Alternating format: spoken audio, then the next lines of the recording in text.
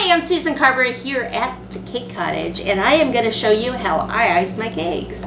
First of all, I've already filled my cake and filled in any gaps around the edge. Next thing I do is take off my parchment paper that I've already baked my cake with. And then, as you notice, this is a 7-inch cake, and it's on a 7-inch board, but the board is larger than the cake.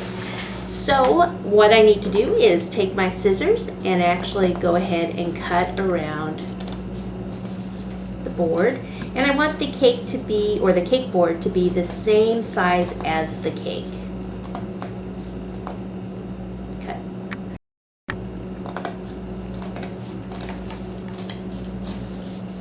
So once I get all the way around here, I can ice the cake. I have it on a turntable, but it's actually going to make it a lot easier for me to ice it and to move it if I have a larger cake board under it. Now this board is not going to be the finished board, so that way I can go ahead and mess this one up and it's not a big deal. So I'll go ahead and place that in the center like so, and then I'll go ahead and take my buttercream. Always make sure that you stir up your buttercream before you place it on the cake. I like to start at the top like this and go ahead and put a whole bunch on. One of the biggest mistakes people make is not putting enough icing on their cake. A second one is that their icing may be a little bit too stiff, or their cake actually might be too fresh. I know, sounds weird. Cake that's too fresh? How can that be? Well, if you just baked your cake and it just came out of the oven and you try to ice it, especially with a stiffer buttercream, it's just going to crumble all over the place. So it's best to actually chill it overnight. Like I say, I bake my cakes the day before, freeze them overnight. The next day I could fill it, and I could even wait till the next day to put the icing on it. If I have a lot of cakes to do, then you could do it over a 3-day period. So put plenty of icing on your cake. Take your offset spatula and push the icing out. Now don't worry, you're going to have a lot of icing on here, but you're also going to be taking a lot of icing off.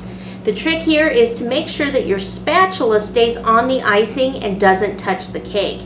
As soon as this actually touches the cake, like if I come down here and touch the cake like that, that's when you get some cake crumbs. Of course, now I can't do it. See, I just can't even get cake crumbs. There we go. Got some cake crumbs there. That's because my spatula actually touched the cake rather than staying on the icing. So remember that, especially on those chocolate cakes that are harder to ice, right? Don't you love the chocolate ones? So I go ahead and push the icing over, and I'll go ahead and go around the sides like this. Now I'm actually going to need a little bit more icing. See how I'm getting a little thin there and I don't have too much left on the top? So I've got to take another scoop. Boom. Yes, that's a lot, I know. Don't panic, don't have a heart attack. It's okay, we're going to take some off. Take it around the side. Make sure that you actually get it to attach to the side there. Now you can also use a tip icer, which is a big 789 tip, and a bag to ice your cakes. Right, going all the way around the side. Make sure that you fill in any little gaps. You don't want to see your cake through your icing. Right? If you get any crumbs in it at any point, then what you want to do is just remove those crumbs before they get all over the place. For a small cake like this, I'm using a small offset spatula, but for larger cakes, I'll go ahead and use the larger offset. Offset ones are much easier than straight ones. Now that I've got my icing most of the way around, I can see actually a little bit of the cake through it right there, so that means I need, what else? Slap some more icing on there. Now I'll clean off my spatula, and I will take my icing comb and smoother. I love the icing comb and smoother. You can also use a bench scraper, which usually has a wood handle. I like this though because it's thinner and lightweight. So I want the smooth side here, and I want to just take it and I'll place it right here straight up and down, and I will just make the turntable do the work. So turn, turn, turn, go all the way around. I've got some excess icing. I'll scrape that off on the tub and come back and do it again. You want to try to keep this as straight up and down as possible. Like so. And then I come from the outside edge in like this.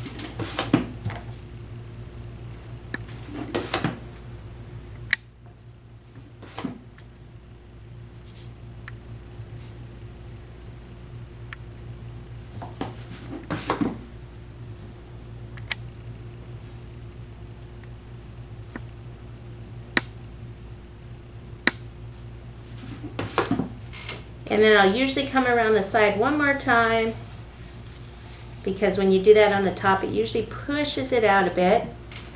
And then come back over. Notice how I am wiping it off. If I want to do once, I can even flip this over and then come back.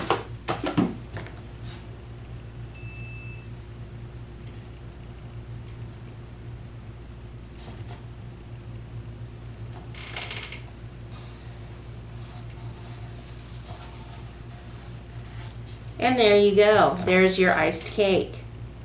So if the icing's the right consistency, you should be able to do a great job on it like that. I'm going very lightly on the top. Some people tend to do it a little bit too much. Very lightly. Then I can even use this tool to clean up down here around the base. And remember, this board, this cake is going to come off of this board onto the nice finish board a little bit later. So I can clean that up. A couple little tips. If your buttercream is the type of buttercream that crusts over, then you can use a Viva paper towel. Viva because they don't have a pattern on them. And actually place the paper towel over the top and smooth it after your buttercream has crusted over.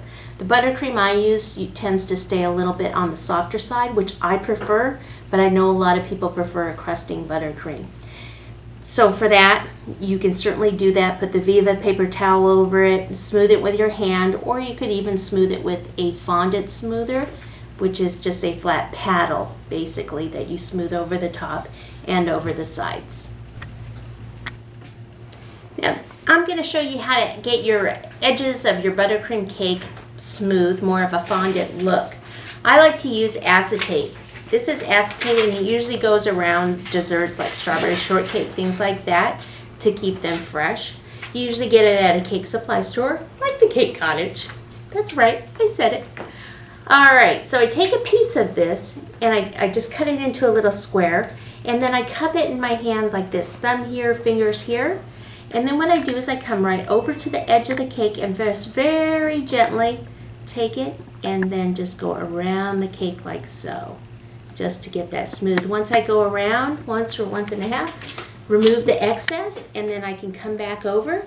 Now it looks like I'm making a mark there in the middle of the cake, so this is probably a little bit too big. I'm going to cut it down on the sides. And another little trick I do sometimes is actually cut off the corners, just on the one part there and there. So now I have a rounded corner here and here, and that will help with that. So go ahead and cup it again. Come around the edge like so. Remove the excess. And then I can come up here on the top, smooth some of that.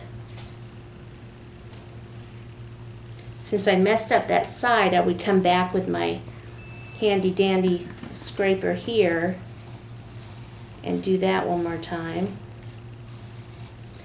And then come back around the edge.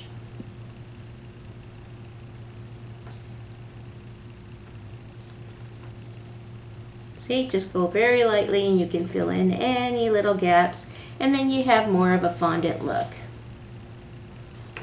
There you go.